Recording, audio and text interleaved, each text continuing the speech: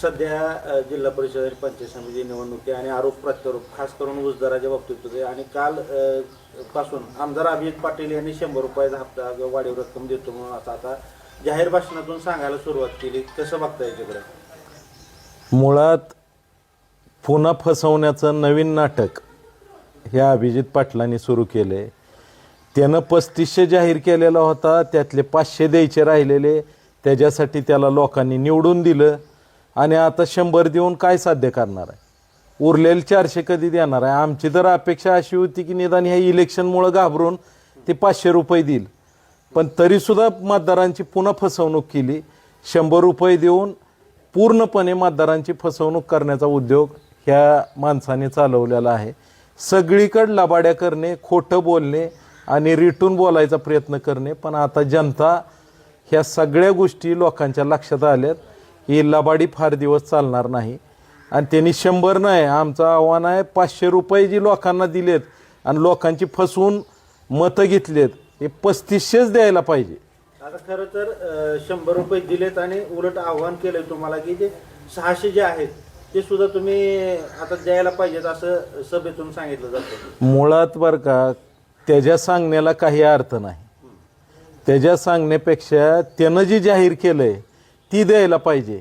आम्हाला लोकांनी विधानसभेला नाकारलं, त्यांना स्वीकारलं.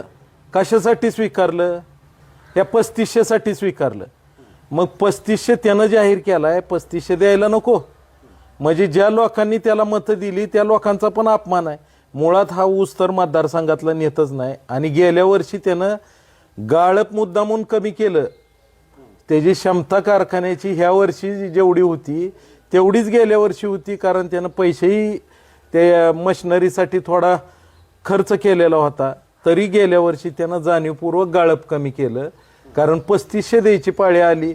आता गाळप कमी आहे, 5-5.5 लाख का 6 लाख गाळप आहे, तेवढ्याला तरी 3500 देऊन टाका ना. किती दिवस फसवणार? माढ्यातल्या 7 जिल्हा परिषदपैकी 5 जिल्हा परिषद आता भाजपा आणि 2 जिल्हा परिषद ज्या आहेत त्या संजय मामा शिंदेच्या नेतृत्वाखाली लढवले जात आहेत. तर तिकडं घड्याळ चिन्ह आहे. मग रणजित सिंह शिंदे इकडे माढ्यात कमळ सांगतायत, मग तिकडे संजय मामा शिंदेच्या बाबतीत सांगायचं झालं तर घड्याळच्या बाबतीत तिकडं आव्हान करतात. ते एकदम सोपं आहे की करमाळा मतदारसंघात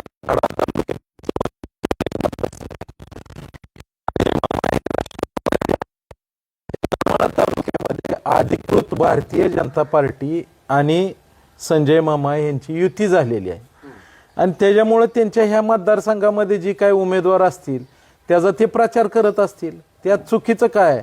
ह्यांच्या अभद्र युत्या, वेगवेगळ्या पद्धतीच्या युत्या आहेत. कधी आज युती होती, उद्या तुटती, परवा तिसरीकड, पुन्हा परवा चौथीकड, असला सगळा उद्योग आहे. त्यामुळं हिथं तसं तर नाही, सुरुवातीला झालेली युती आहे ती शेवटपर्यंत आहे. त्यांचा करमाळा मतदारसंघात आहे, त्यांच्या त्यांनी निर्णय घेतलेला. माझा तिकडं माढा मतदारसंघात आहे, माढा मतदारसंघात मी भारतीय जनता पार्टीचं काम करतो. त्यात चुकीचं काय? माणेगावच्या जाहीर सभेत त्यांनी माणेगावच्या उपसा सिंचनच्या बाबतीत खुलासा केला की ती उपसा सिंचन योजना मी केली असं ते दावा करतायत. माणेगाव उपसा सिंचन योजनेला मंजूर करताना काय लागलं ते ह्या भामट्याला अजिबात माहीत नाही.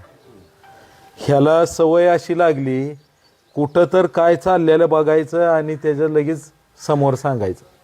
वास्तविक पाहता माणेगाव उपसा सिंचन योजनेला बबनदादा शिंदे यांनी गेल्या 5 वर्षामध्ये सातत्याने पाठपुरावा करून ठिबकवरचं सीना नदीतलं पाणी जेवढं वाचलेलं आहे तेवढं ह्या माणेगाव खैराव उपसा सिंचन योजनेसाठी शासनाकडनं मंजूर करून घेतलं आणि त्या योजनेला मंजुरी मिळवली. आता ह्या योजनेला मंजुरी मिळाली, त्याच्यासाठी मागच्या महिन्यामध्ये पालकमंत्र्यांच्या मदतीनं पाटबंधारे मंत्र्यांकडे आम्ही बैठक लावलेली होती. सीनामाडा उपसा सिंचन योजनेचे वाढीव 350 कोटीच्या सुप्रमासाठी आणि माणेगाव उपसा सिंचन योजनेला काही निधी उपलब्ध करून देण्यासाठी, जेणेकरून ही जी मंजूर असणारी योजना ह्याला जर निधी मिळाला तर ही येणाऱ्या ह्या कालावधीमध्ये ही योजना चालू होईल आणि जी माणेगाव, बुद्रुकवाडी, खैरावचा काही भाग, धानोरे, कापशेवाडी, हाटकरवाडी आणि माणेगाव ह्या भागातला जो भाग सिंचनापासून वंचित राहिलेला आहे त्या भागाला ह्या योजनेच्या माध्यमातून पाणी देण्याचं काम होईल आणि त्याचा आमचा पाठपुरावा चाललेला आहे. पालकमंत्री जयकुमार भाऊ यांनी सातत्याने ह्याच्यासाठी पाठपुरावा करतायत आणि आमचा प्रयत्न चालला आहे. सीनामाडाच्या बाबतीत आता एक अफवा पसरवली जाते की 20 लाखाचा चेक हा खोटा चेक दिला गेला. सीनामाडा योजनेच्या बाबतीमध्ये 20 लाखाचा चेक खोटा असेल तर मी सगळं सोडून देतो आणि घरी बसतो. त्या 20 लाखाचा चेक वाटलाय का नाही तेवढं इरिगेशन विभागाला विचारा.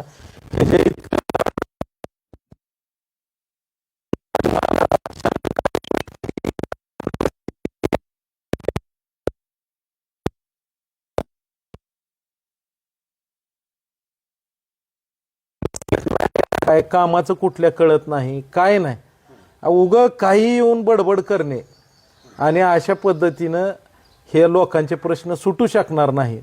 आणि ह्या अशा पद्धतीच्या लबाड लोकप्रतिनिधीमुळं लोकांचं प्रचंड नुकसान झालेलं आहे. कुठं कुठं नुकसान झालंय, काय नुकसान झालंय हे आता जनता ह्या निवडणुकीच्या माध्यमातून उत्तर देईल. त्याला एक जोडून प्रश्न, सीनामाडा उपसा सिंचन योजना काही झालं तरी मी बंद पडू देणार नाही असं विधानसभेला विद्यमान लोकप्रतिनिधींनी लोकांना सांगितलेलं होतं आणि आज ती योजना बंद पडत असताना तुमच्या विठ्ठलराव शिंदे सहकारी साखर कारखान्याकडनं 20 लाख रुपयाचा पाटबंधारे खात्याला निधी गेला. तशा पद्धतीनं त्यांच्या कारखान्याकडनं काही पाणीपट्टीची रक्कम वसूल करून वगैरे शासनाकडे भरली गेल्याचं ऐकिवत आहे? तसं तर अजूनपर्यंत त्यांच्या कारखान्याने दमडा दिलेला ऐकिवत नाही. फक्त त्यांच्या विधानसभेला मात्र 10 काय 50 लोक लागली तर मी देतो, सीनामाडा योजनेला काय लागेल ती सगळी मदत करतो, या अशा पद्धतीनं भूलथापा आणि लोकांना फसवायचा उद्योग केला. ही फक्त तिथं पर्यटनासाठी जाणे, फोटो काढणे आणि नंतर सोशल मीडियावर टाकणे. आणि ही जिथं जिथं ही म्हणतो ना 30 वर्षात काय केलं, सीना नदीकाठचा सगळा बागायत भाग झाला. ह्या सीनामाडा उपसा सिंचन योजनेवरती 55,000 क्षेत्र बागायत झालं. विठ्ठलराव शिंदे कारखाना काढला ती मोठा झाला, केवडचा कारखाना काढला ती मोठा झाला, करकमचा बंद पडलेला कारखाना चालू केला. ह्या सगळ्या गोष्टी ही कामं नाहीत. रस्ते, विजेचे सबस्टेशन जवळपास 25 सबस्टेशन, पंढरपूर तालुक्यात 13 आणि माढा तालुक्यात जवळपास 20 सबस्टेशन, अशा पद्धतीनं 33 सबस्टेशन नव्याने 33 केवीचे या 30 वर्षात केले. ही पाण्याचा प्रश्न सोडवला. आणि ही एवढं मोठं काम ही जाऊन आता जी भामटा जिथं फोटो काढतो, जिथं शूटिंग करतो, ही 30 वर्षातलंच केलेली प्रगती आहे. ही बारकं होतं त्यावेळेस काय काय कामं मंजूर झाली त्याला माहीत सुद्धा नाही. त्यानं नीट चौकशी करावी आणि त्यानं सांगावं की एक कुठं मुरमाची पाठी टाकली का ह्या मतदारसंघात निवडून आल्यापासून. ऐन विधानसभेच्या निवडणुकीत माढा विधानसभा मतदारसंघामध्ये 3500 रुपयाचा जाहीर दर ऊसाचा दर जाहीर करून त्यांनी या मतदारावरती प्रभाव पाडण्याचा प्रयत्न केला. मात्र आता जिल्हा परिषदेच्या निवडणुकीच्या काळातच पुन्हा एकदा त्या राहिलेल्या 500 रुपयेपैकी 100 रुपये देण्याची घोषणा केली. ह्या सगळ्या प्रक्रिया निवडणुकीच्या काळातच नेमक्या कशा घडते दर देण्याच्या बाबतीत? काय आहे त्याला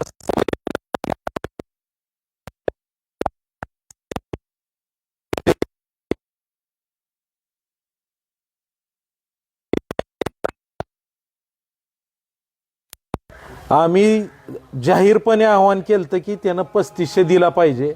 इतर कारखान्यांनी ती जी म्हणतोय इतरांनी द्यावा 600 कुठं 500, कोणीही द्यायचा काही संबंध नाही. फक्त ह्यानं जाहीर केला, ह्याला लोकांनी निवडून दिलंय, ह्यानं 3500 देणं अपेक्षित आहे. ह्या निवडणुकीत आम्ही जाहीर आवाहन केलं की ह्यानं 3500 नाही दिला तर लोक आंदोलन करून ह्याच्याकडनं 3500 घेतल्याशिवाय सोडणार नाहीत. पण ती कुठंतरी लोकांना इतकं 500 रुपयाला फसवायला नको म्हणून काल का परवा कुठं तर 100 रुपये जाहीर केले. पण लोकांना त्या 100 रुपयाचा काही फरक पडणार नाही. त्याचं कारण असं आहे की ह्यानं गळीत केलेला 5-5.5 लाख टन ऊस, त्यापैकी फक्त 1 ते 2 लाख टन ऊस फक्त या मतदारसंघातला ऊस आहे, बाकीचा सगळा ऊस बाहेरचा आहे. त्याच्यामुळं त्याला फक्त 10-20 हजार टन ऊस मतदारसंघातला गाळला की तेवढ्यालाच फक्त जाहीर करायचं, बाकी काही त्याला घेणं देणं नाही. ते रोज उठून लबाड्या करणे एवढाच त्याचा उद्योग आहे. फक्त माईकवर आणि सोशल मीडियावर बोलणे हा त्याचा चालत आलेला खेळ आहे लबाडीचा. आणि हे इथून पुढं कुठंही चालणार नाही, कारण त्यानं 100 रुपये देऊन पुन्हा एकदा लोकांची फसवणूक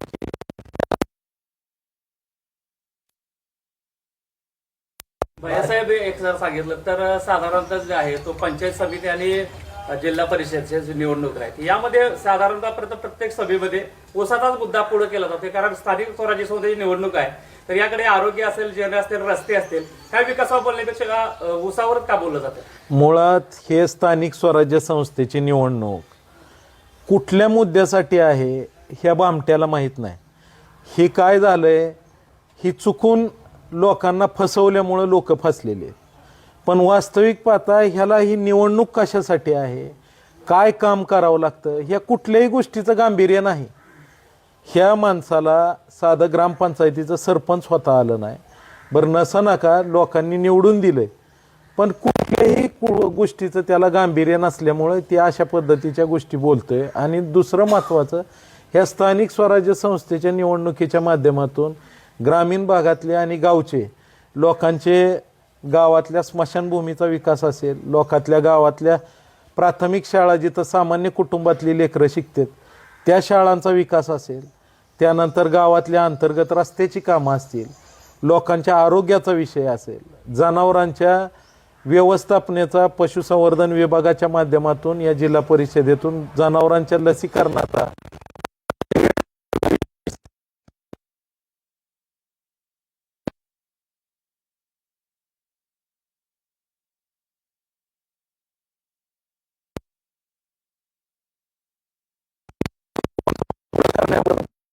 प्रश्नाकडे सुद्धा आम्ही लक्ष वेधत आहे की हे सगळे प्रश्न सोडवण्यासाठी आज सरकार भारतीय जनता पार्टीचं आहे. राज्याचे मुख्यमंत्री सक्षमपणे काम करतायत, राज्याचे जिल्ह्याचे पालकमंत्री चांगल्या पद्धतीची साथ देत आहेत आणि या जिल्ह्यामध्ये भारतीय जनता पार्टीचा जिल्हा परिषद अध्यक्ष आणि सत्ता येणार असल्यामुळे ह्या कामं जर हे सगळे गावगावची करायचे असतील तर भारतीय जनता पार्टीच्या सर्व उमेदवाराला निवडून देणं गरजेचं आहे. विकासाच्या मुद्द्यावर कोणीही बोलत नाही. आता दादांनी पण विकास 30-35 वर्ष झाले केलेला आहे, परंतु हे विकासाच्या मुद्द्यावर बोलतात आणि खास करून तुम्हालाच कुठल्याही सभेमध्ये टार्गेट का केलं जातं? काय ह्यांच्याकडे ती विकास काय करावा लागतो असा कुठलाच अजेंडा नाही. ह्यांना फक्त माझ्यावरती आरोप करणे म्हणजे ह्यांना वाटतं की माढा तालुक्याचा किंवा माढा मतदारसंघाचा विकास होतोय.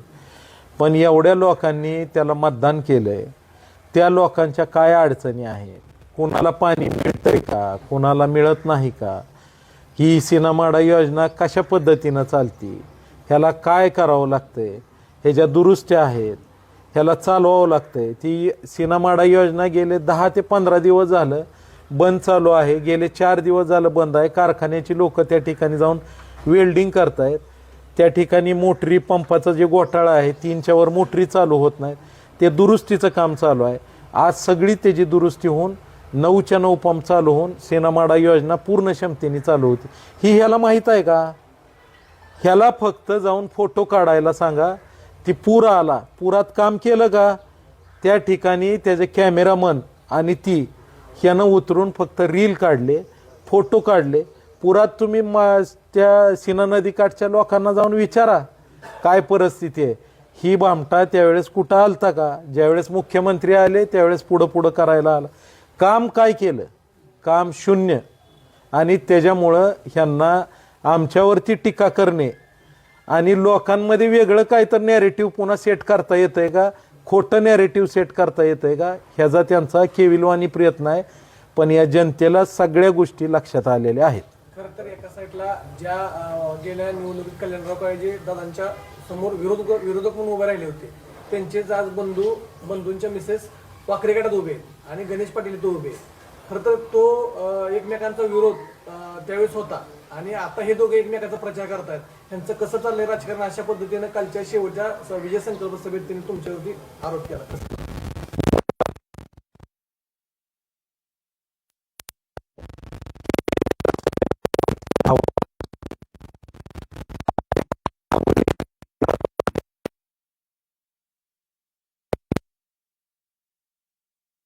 त्यांनी त्यांचं काम केलं. आत्ताच्या ह्या 5 वर्षामध्ये त्यांनी मागच्या विधानसभेला आम्हाला सहकार्य केलं आणि मागच्या विधानसभेला आम्हाला सहकार्य केलेलं असल्यामुळं आम्ही ह्या निवडणुकीमध्ये त्यांना सहकार्य करण्याची भूमिका ठेवली. ह्या चुकीचं काय केलं? ह्या लबाडांनी काय केलंय? नगरपालिकेचं तुम्ही बघा इलेक्शन, नगरपालिकेला रात्री एकाबर युती केली, दुसऱ्या दिवशी वेगळा पॅनल केला. जिल्हा परिषदेला काय वेगळं केलंय? काही मतदारसंघात युती करतो, काही मतदारसंघात त्यांच्या लोकांवरती आरोप करतो. मग हे नेमकं करतोय तरी काय? ती ह्या भामट्याला आधी तुम्ही विचारा की नेमकं तुझी भूमिका काय आहे, तुला कोणाचा प्रचार करायचा आणि कोणाबरोबर जायचं एवढं आधी तू नीट ठरव. सकाळी जातो पालकमंत्र्याकडे, दुपारी जातो अकलूजला, संध्याकाळी जातोय मुख्यमंत्र्याच्या पाया पडतंय. म्हणजे नेमकं काय आहे, कुठलं काय नेमकं करायचं हे आधी जनतेला स्पष्ट कर म्हणा. एकंदरीत 78 गावं आणि 42 गावं इथल्या जनतेला दिशाभूल करून सगळीकडे सभा ठोकताना विद्यमान आमदार दिसत आहेत. एकंदरीत जनतेला तुमचं शेवटच्या टप्प्यात निवडणूक आलेली आहे, काय आव्हान? मुळात ज्या ठिकाणी त्यानं सभा घेतल्या, तुम्ही जर बारकाईनं बघितलं तर शिट्ट्या मारणारी आणि ओरडणारी पेड माणसं 10 ते 15 गाड्या घेऊन तो सोबत फिरतो. ती गाड्यातनं उतरून माणसं समोर बसतात, तेवढाच त्याचं शूटिंग काढतो. ही काय तर वेड्यासारखं बोलतो आणि त्या ठिकाणी समोरची माणसं शिट्ट्यान टाळ्या वाजवतात. तीच माणसं सगळ्या व्हिडिओमध्ये तुम्हाला पाहायला मिळतात. मग ही माणसं भाड्याची घेऊन सगळीकडं अशी शिट्ट्या वाजवणारी ओरडणारी कोणालाही करता येते. आज माढा मतदारसंघामध्ये तुम्ही जर माहिती घेतली निवडणूक आयोगाकडे, सगळे त्याच्या सभा कुठं कुठं झाल्या ती कळत. 70% गावांमध्ये हा व्यक्ती निवडून आल्यापासून आज ह्या इलेक्शनला सुद्धा सभेला सुद्धा साधा का फिरकला नाही? त्याचं कारण असं आहे की गावामध्ये कुणी ह्याचं लबाड भाषण ऐकायला सुद्धा यायची मानसिकता राहिलेली नाही आणि त्यामुळं 70% गावात ह्याच्या सभा होऊ शकल्या नाहीत. ह्यानं ठराविक ठिकाणी फक्त सभा घेतल्या आणि सोशल मीडियावरनं ही शिट्ट्या मारणारी ओरडणारी माणसं भाड्याची बसवून शूटिंग करून सोशल मीडियामध्ये फक्त ॲक्टिव्ह राहण्याचा प्रयत्न केला आहे. वास्तविक पाहता ग्राउंडवरती हा माणूस निष्फळ ठरलेला आहे. कुठंही ह्याला लोकांचा रिस्पॉन्स नाही. खरं तर ज्या अजितदादा पवारांसोबत तुमचं अनेक दिवसापासून संबंध होते, परंतु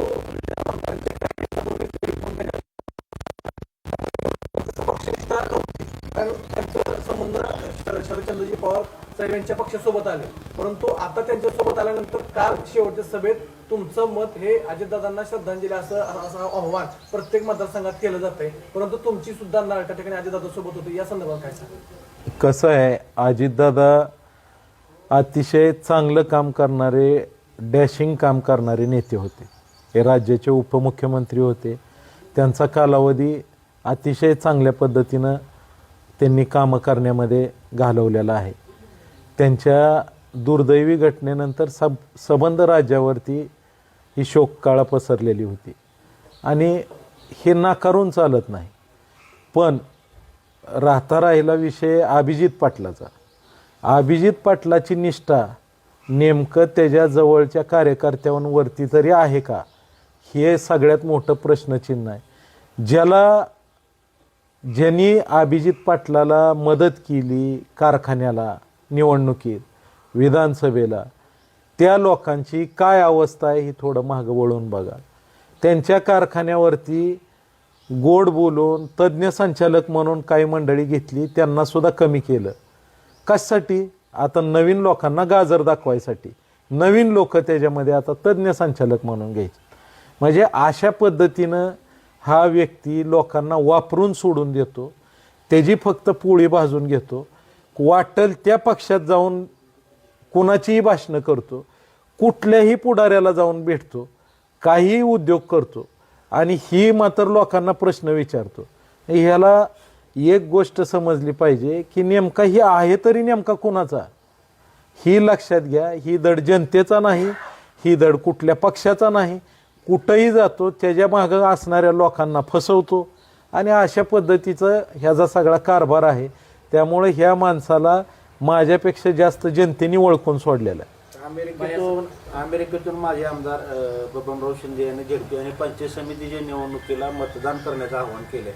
मात्र अजितदादांचं दुर्दैवी विमान अपघाती निधन झालं, त्यांच्यासाठी श्रद्धांजली व्हायला ह्यांना वेळ नाही असा भावनिक किंवा असा आरोप केला जातोय. नाही, काय ज्या दिवशी घटना घडली त्याच दिवशी ह्या लोकांना कोणाला माहीत नाही, ज्या दिवशी घटना घडली त्याच दिवशी दादांनी पत्रकार रामदासी म्हणून आहेत, त्यांना फोन करून त्यांनी ह्याबाबत दुःख व्यक्त केलं आणि तशी पेपरमध्ये बातमी आलेली.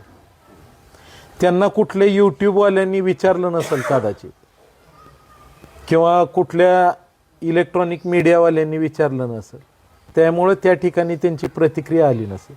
पण त्यांनी अगदी दुसऱ्या दिवशीचा तुम्ही पेपर काढून बघा, माझी आणि दादांची त्याच्यामध्ये प्रतिक्रिया आहे आणि त्यांनी श्रद्धांजली वाहिलेली आहे, त्यांनी दुःख व्यक्त केलेलं आहे.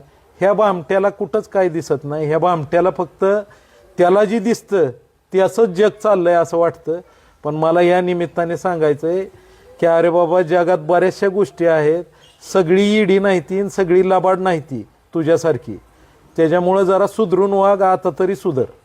मतदारांना तालुक्यातल्या काय आपल्या माध्यमातून आव्हान असणार? मतदारांना आपल्या या माध्यमाच्या वरून माझं एवढंच आव्हान आहे की आज देशामध्ये आणि राज्यामध्ये भारतीय जनता पार्टीचं सरकार आहे आणि हे सरकार असताना अतिशय धडाडीनं सगळी कामं चालू आहेत. आज हे सरकार शेतकऱ्यांच्या पाठीमागं आहे, वीज 5 वर्ष मोफत दिलेली आहे, शेतकऱ्यांसाठी पेरणीसाठी पैसे दिलेत, अतिवृष्टी झाली अतिवृष्टीसाठी पैसे दिलेत, पुरामध्ये सावरण्यासाठी शेतकऱ्यांना मदत करण्याची भूमिका राहील.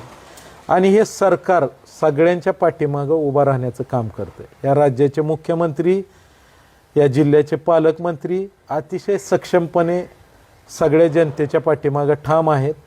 सगळीकडं आज भारतीय जनता पार्टीचं मेजॉरिटी आपण होताना पाहतोय, झालेल्या महानगरपालिकेमध्ये सुद्धा आणि ह्या जिल्हा परिषदेमध्ये सुद्धा भारतीय जनता पार्टीची मेजॉरिटी होणार आहे.